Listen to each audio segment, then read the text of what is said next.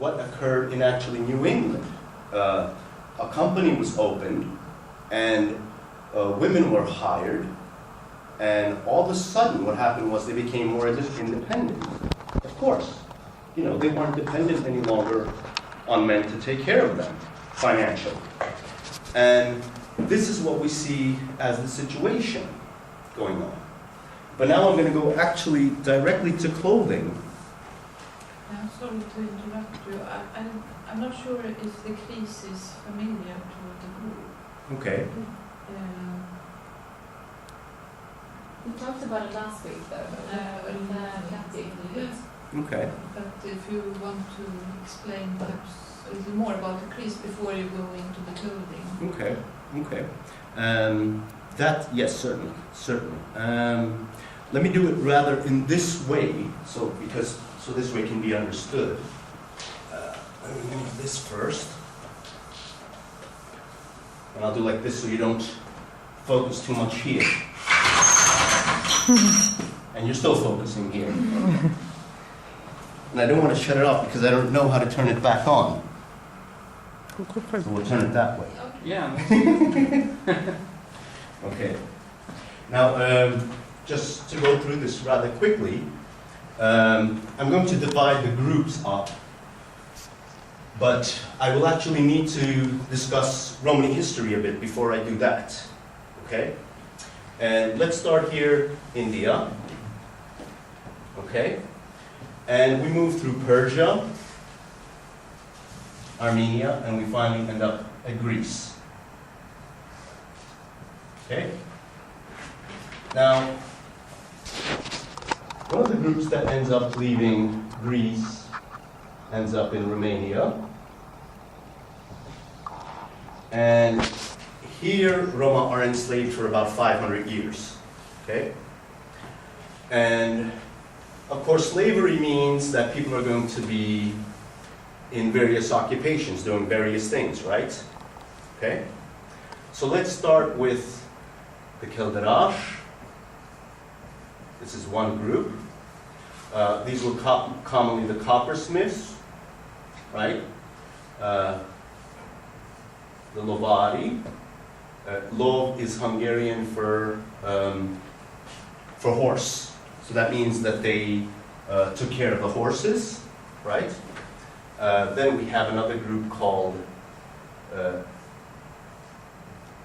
Churara. And the Churara, they were weavers.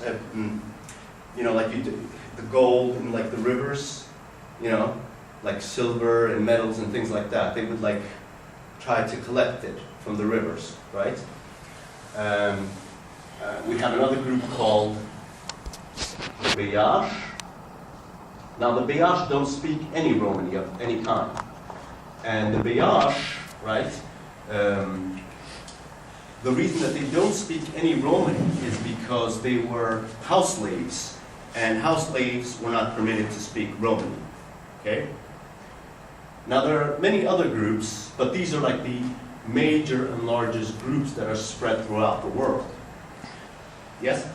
Which of those were the Vlach group? This is the Vlach group. The whole group? Yes, there's like 20 different, how shall I say, tribes within the Vlach group. Okay, so that, okay. Mm-hmm. But let's just say this is the Vlach, right? And the Vlach is a family of different groups, okay? It's kind of like saying Scandinavian, right? So here you have all these various groups, right? And they belong to the Vlach family. Now, I'll try to show you what's going on here because now this situation is quite complicated. So we have, for example, one group going into Germany, another group going into, say, Hungary, another one maybe in Russia, Sweden, okay, England, okay. This becomes very complicated. Let's make a distinction between these groups and these groups here. what happens is that, let's say we left Greece approximately in the year 1300. And I say approximately, right? And now, this means that these groups have been enslaved in Romania for 500 years. Now, 500 years, that's a long time.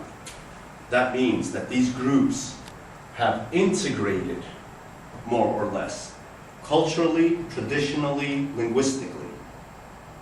They are much closer to one another. And let's not forget, the population is said to be in Romania somewhere between 2 to 3 million Roma. Okay? And they don't have a problem in communicating with one another. But here in Sweden, it's said to be that we're somewhere around 50,000, including the resande, right?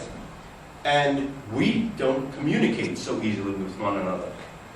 Sometimes it's like completely different languages.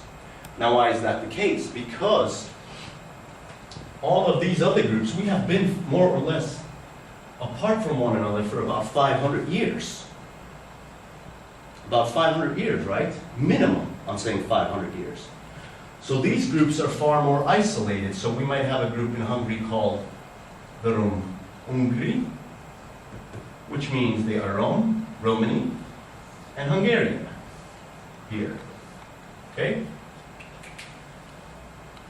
So now, I'm going to come back to the issue of the crease, because I needed to do this so you could see the division here, right? And so you have this situation where these groups have a very organized system to deliberate justice, okay? So let's say a situation starts like this. Is it okay if I wipe this off? Okay?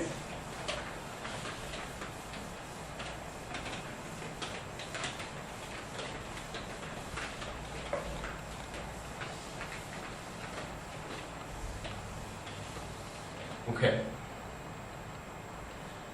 Okay, let's take something quite simple that happens actually in daily life, right? Like where people disagree on something. You come into a store, I'm the salesman, I sell you a product, you're not happy with it. You come back, you want to return it, you have the receipt, you feel that you should be able to return it. You return it within 30 days. But I won't give you your money back. And so what do? You need to find someone to negotiate, right? So you probably go somewhere else and report this, right? You don't want to make a big fuss, a big problem. Maybe you bought something for 100 crowns, but you still feel, you should be able to return this, right? It doesn't matter if it's 1 crown or 100 crowns. You should be able to return it. But you don't want to make a big fuss. So what happens is you probably would contact somebody to make what we call bacha, which is peace. All right? And the person that's called upon would be, a peacemaker, somebody to intervene in a dispute. That's the first step that's taken before they actually go to a crease. Now that's in smaller disputes, okay? Because I'm actually explaining here the crease system because I want to show that it's not that simple that it just goes to the crease, all debates and all problems. It's quite a complex structure, okay? And let us say now people cannot agree. 2 parties can't agree. So then they will probably go to the crease, right? And the crease is basically made up of the community. But the elders, the Kusinatora, the judges, are the ones who deliberate, speak, and make the judgments at this. There are different, of course, fine systems. They're not the same all the time. We have methods of exclusion, right? That's if you've done something wrong, improper, you're excluded from the community, right?